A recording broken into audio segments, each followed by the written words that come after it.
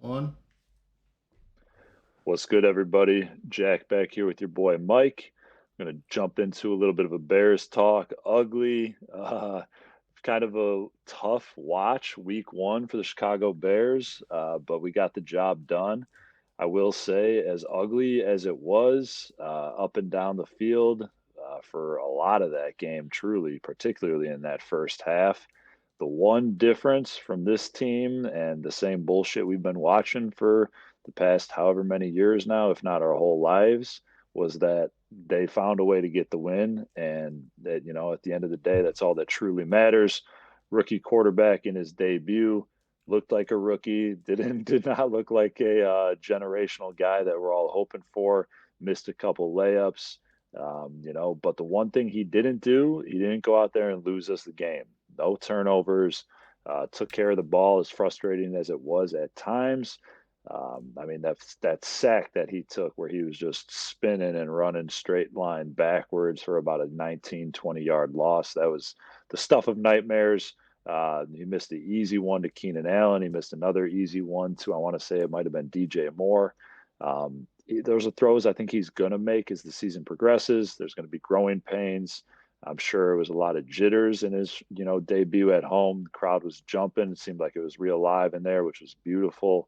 But, like I said, the biggest key is that they still found a way to get a W, which is something they haven't done over the course of time. As historic of a W as it may have been, we will take it nonetheless because the Chicago Bears are 1-0. We have not been able to say that for a little bit of time. Actually, I guess I take it back. They did beat the 49ers Niners in week the one. monsoon a couple years ago. Yeah. Yeah.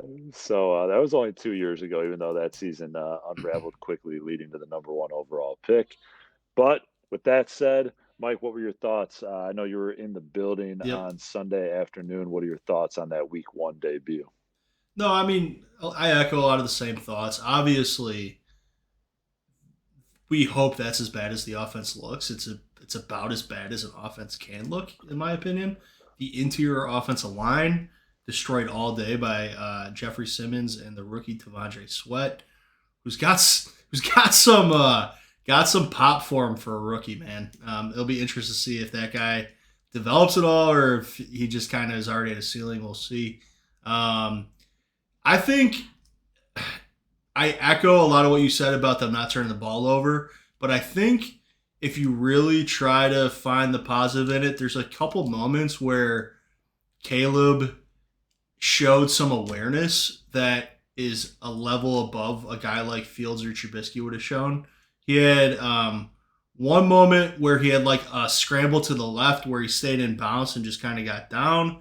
He had another moment where once again it's a scramble and we want him to be throwing the ball, but he scrambled, took a few extra yards, and it got them within field goal range. Those are the little things that at the NFL level do matter, and maybe as hard as this game was and as poor as his performance was, maybe big picture wise he learned some lessons.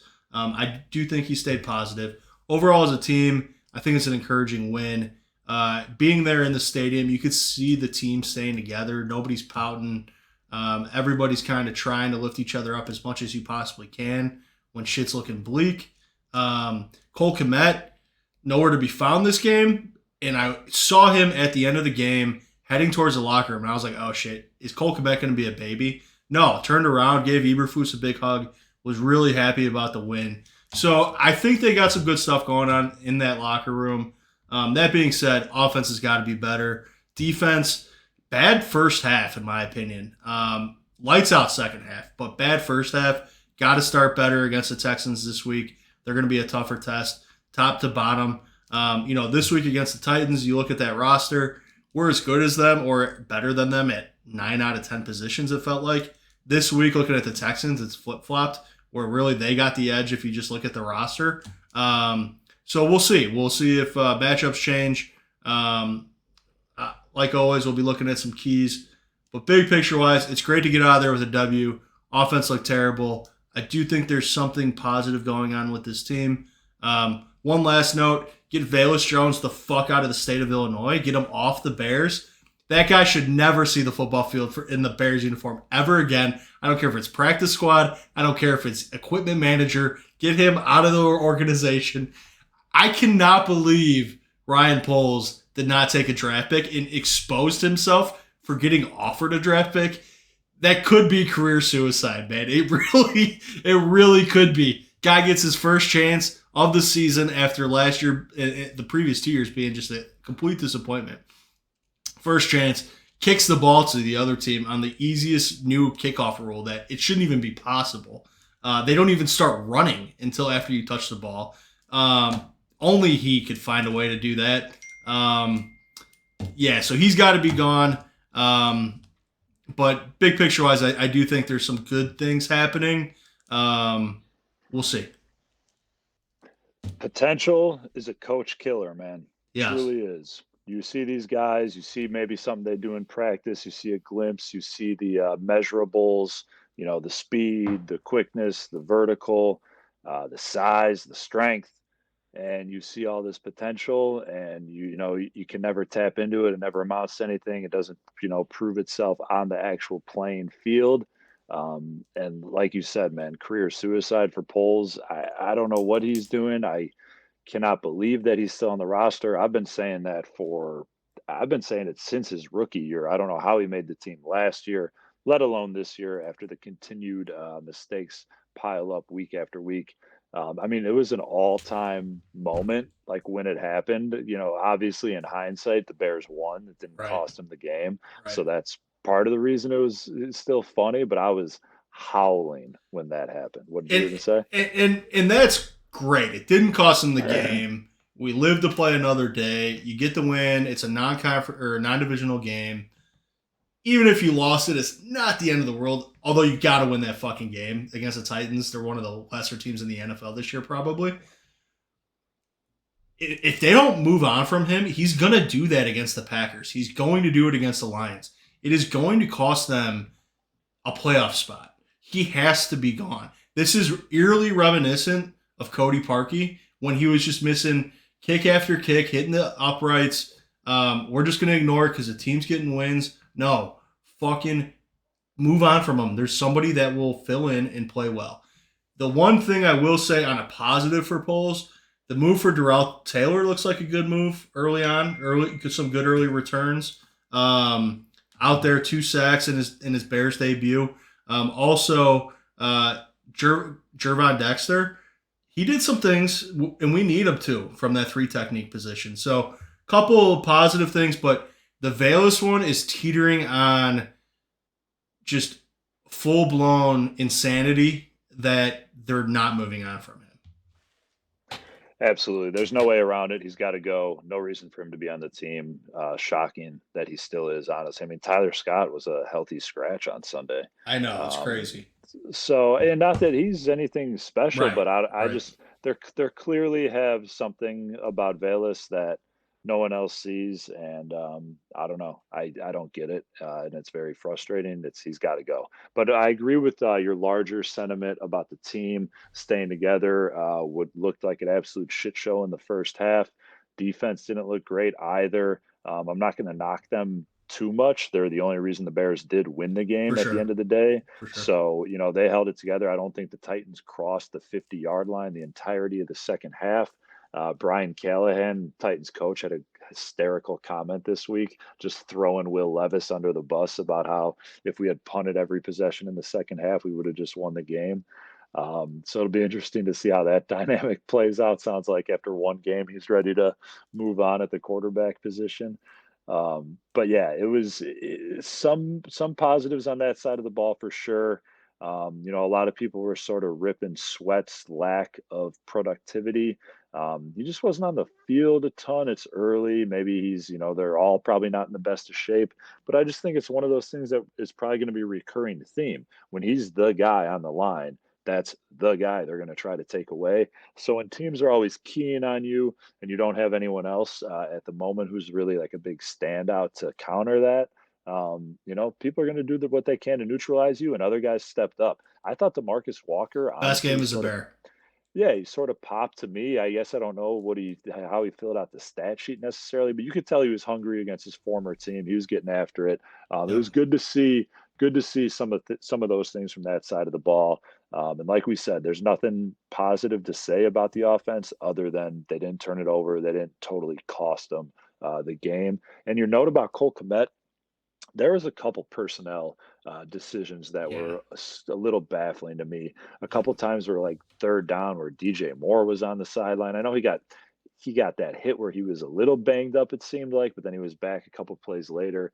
I don't know. Maybe you give him the benefit of the doubt. Maybe people were dealing with stuff that they weren't feeling it in the moment, whatever the case. But I don't know. Cole Kmet has been a pretty productive player with the pretty awful quarterback. You would like to see a guy like that take a step, especially in a Shane Waldron offense where it seems like he's obsessed with using tight ends. So the Gerald Everett love was a little odd to me over Cole Kmet, but we'll kind of see how that plays out moving down as the season unfolds. But like we said, most importantly, 1-0. Moving on this week, going to be a tough game, sick game, Sunday night football Yep. at Houston, who just came off a banger of a game in Indianapolis. Indy gave them a run for their money. It was a super entertaining game back and forth.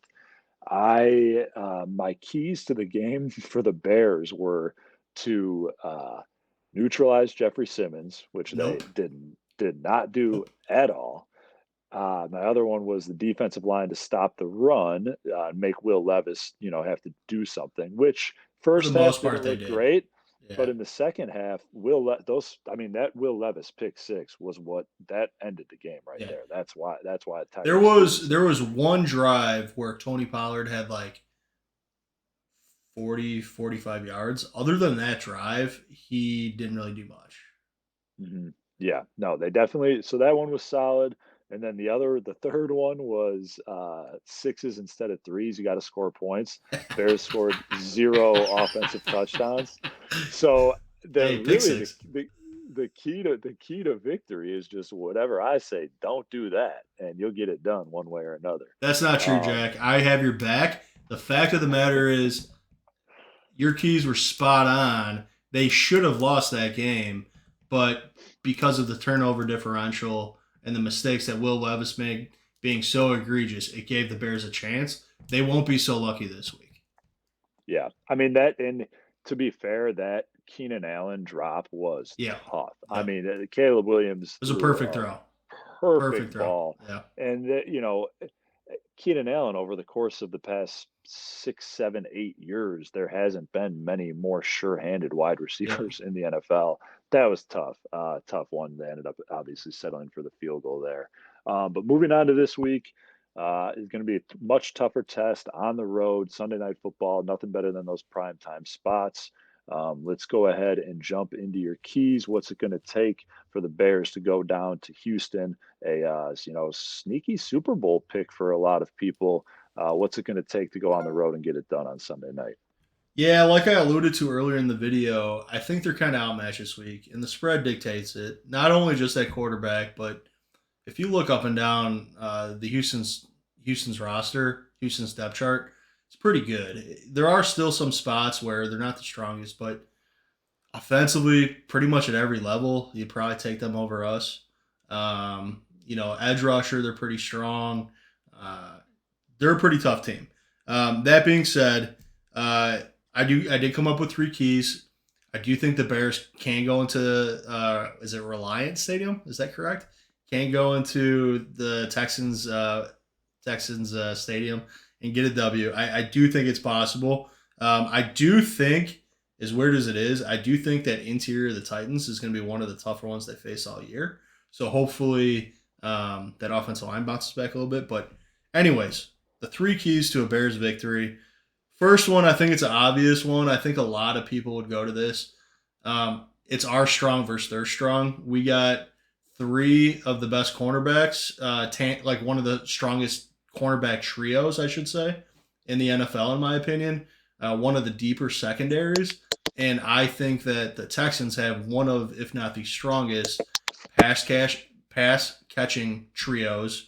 And if you want to throw in Dalton Schultz in there too, they got a lot of weapons and pass catchers.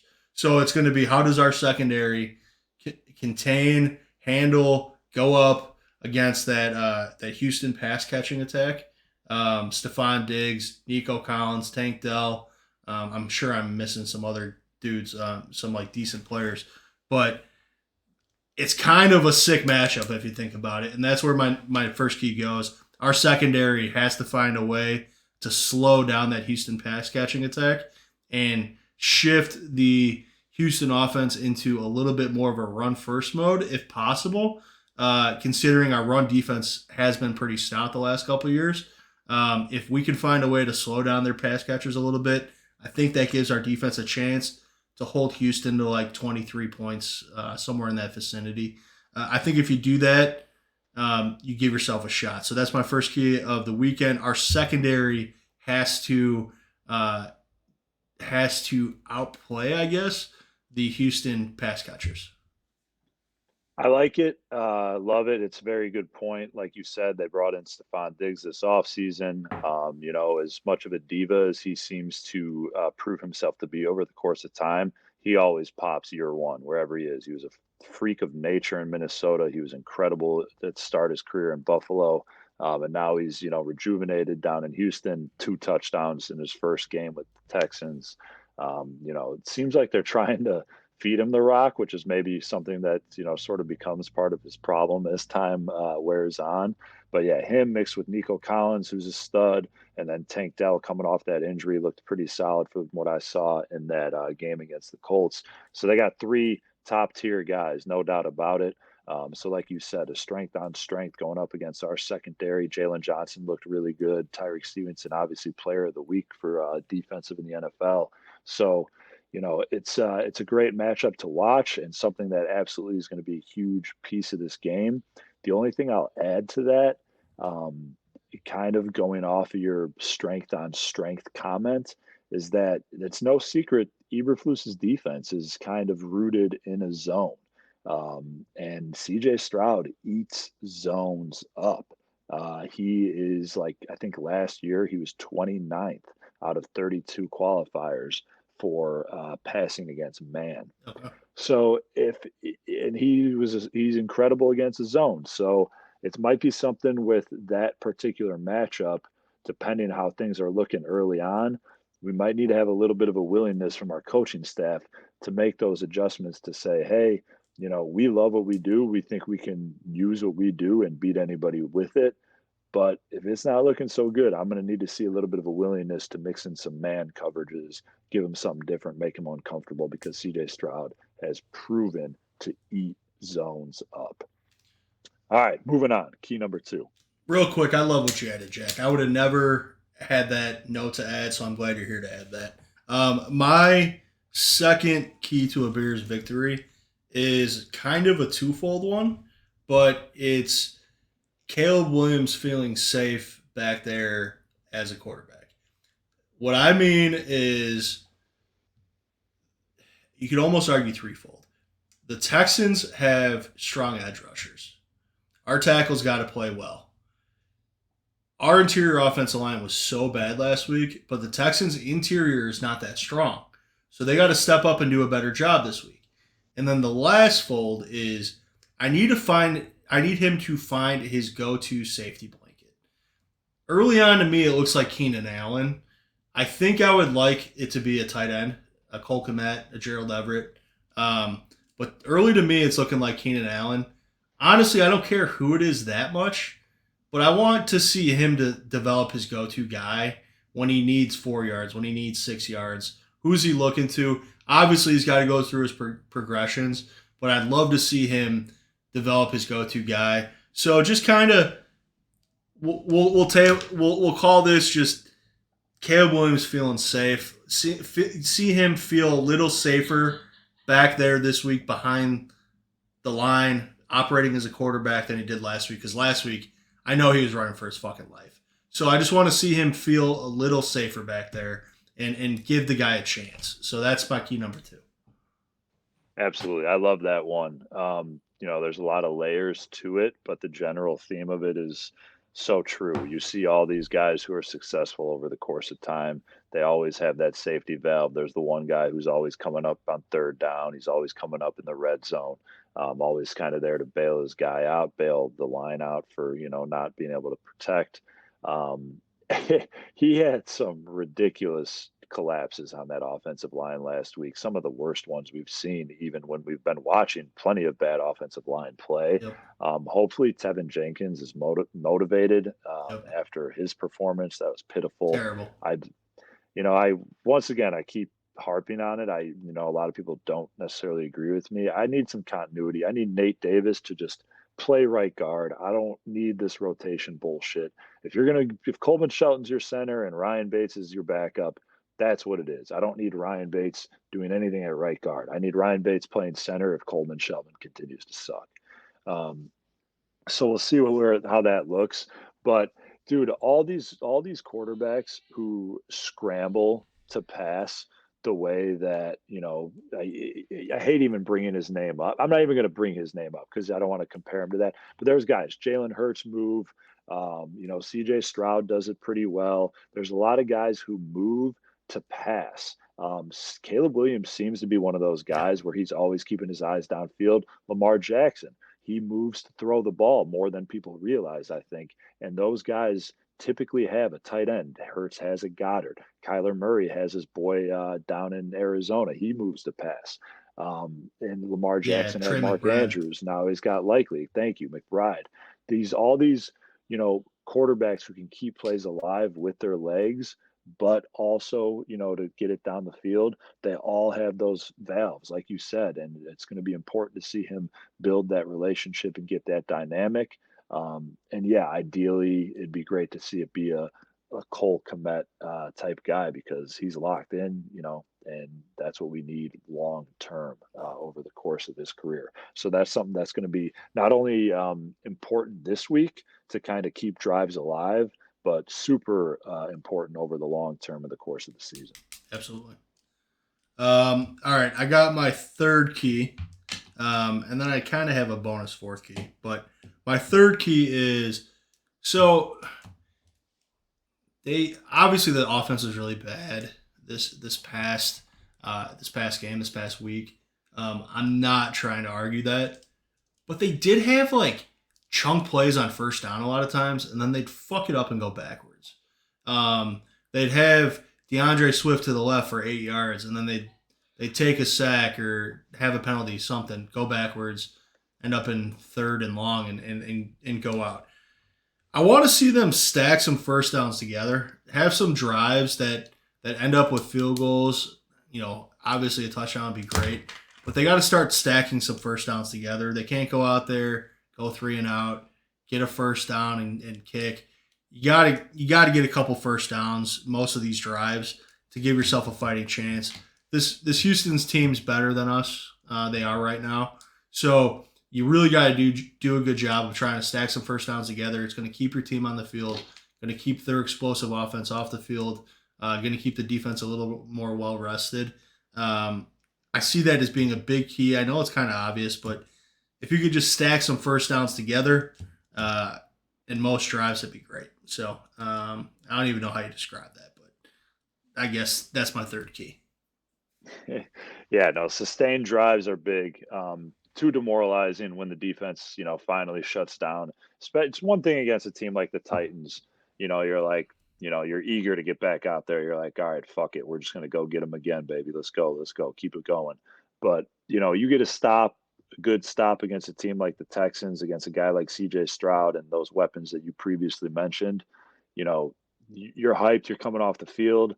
The last thing you need is your boys to go out there and go 3-and-out. And you just got to go try to do it again. It's going to wear on you over time, and it's going to be difficult to do. So I think that's going to be massively important for this game. Sustained drives, especially on the road, when crowds can really get into it, and things of that sort of nature. So I like them. 3 keys. What was your fourth? My fourth key kind of ancillary key is I'd like to see them hit a little more thunder and lightning this week from the backfield.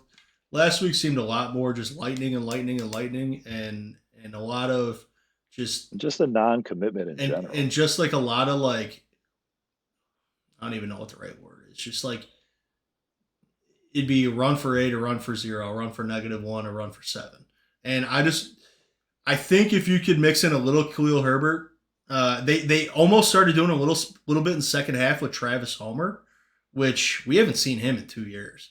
But mix in a little Also, a lot of like, I don't want to, I like creativity. I mean, look at the way that Kyle Shanahan runs the football. sure, Some of the things they do, it's like cool to watch. It's yeah, highly impressive.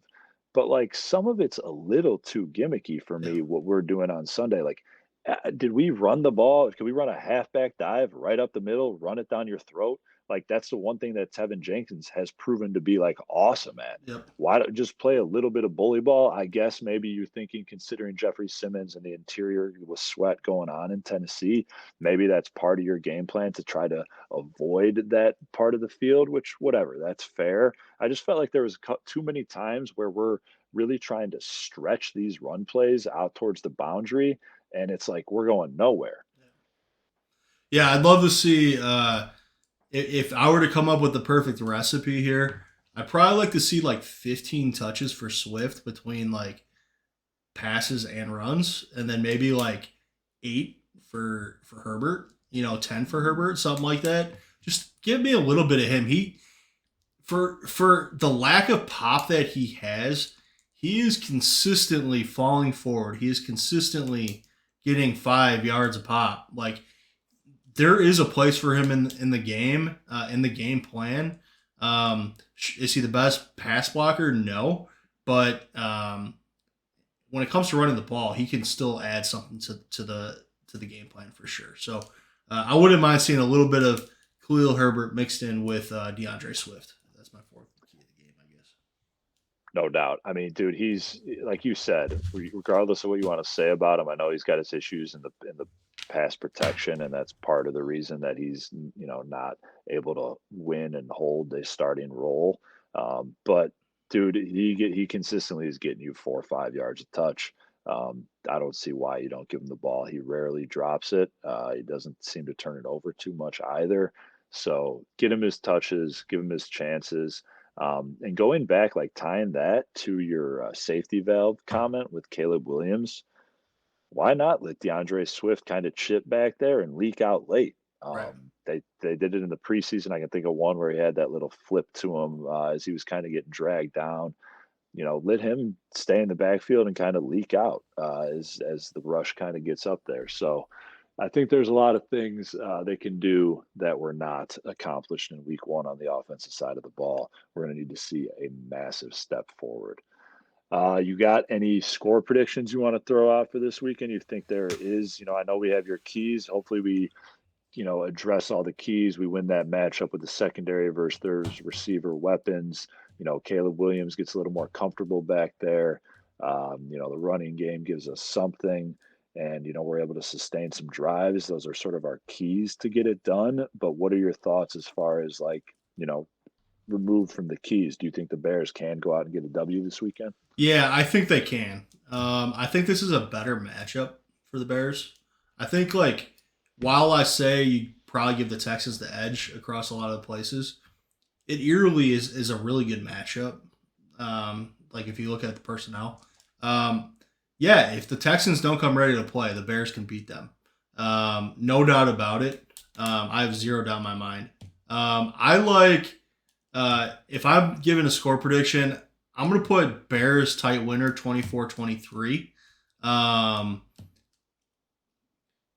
There's a reason the Texans are favored. I'm not blind to that, but I absolutely believe the Bears can get a victory against the Texans. They're not perfect. They're not some perfect team. They're a hot team right now. There's a lot of hype behind them, rightfully so, but the Bears could absolutely beat them if the Texans don't come to play and the Bears show up. So the one thing I will say, I expect a better performance from the offense. I really do. I think we stack up better against this team than we did against the Titans, and I hope that they make some adjustments.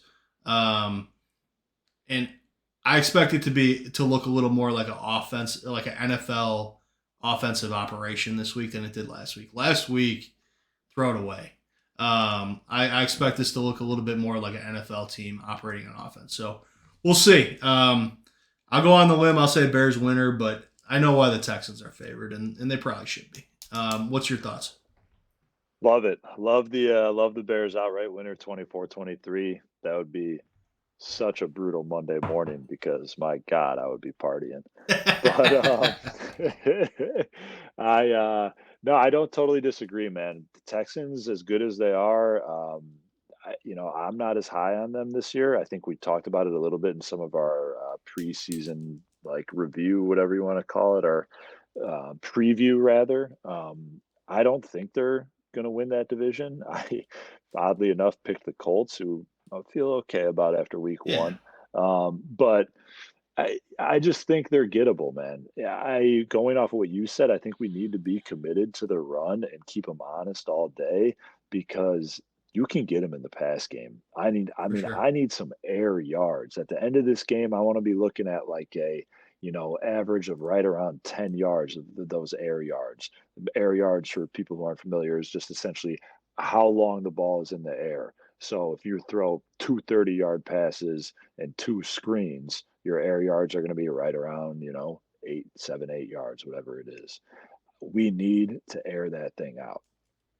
You have to. That's where you can get this team. You just have to air it out against them. I think if we do that, you know, we could take care of business, have some big plays, utilize those weapons. I'm assuming Roma Dunze is probably going to He's be out. out. He's out. They confirmed it. I think it's pretty much confirmed that he's out. Yeah. Yeah. Well, either way, Keenan Allen's got to get involved. Cole Kmet's got to be seen somewhere. And Caleb Williams just has to have a better performance. I think he will. And I'm excited to see it. I don't know if I can go out on a limb and say the Bears win outright like you. If I'm being totally honest, I thought the Bears were going to blow them out last week. They ended up covering, which I guess, in the NFL terms is sort of a blowout.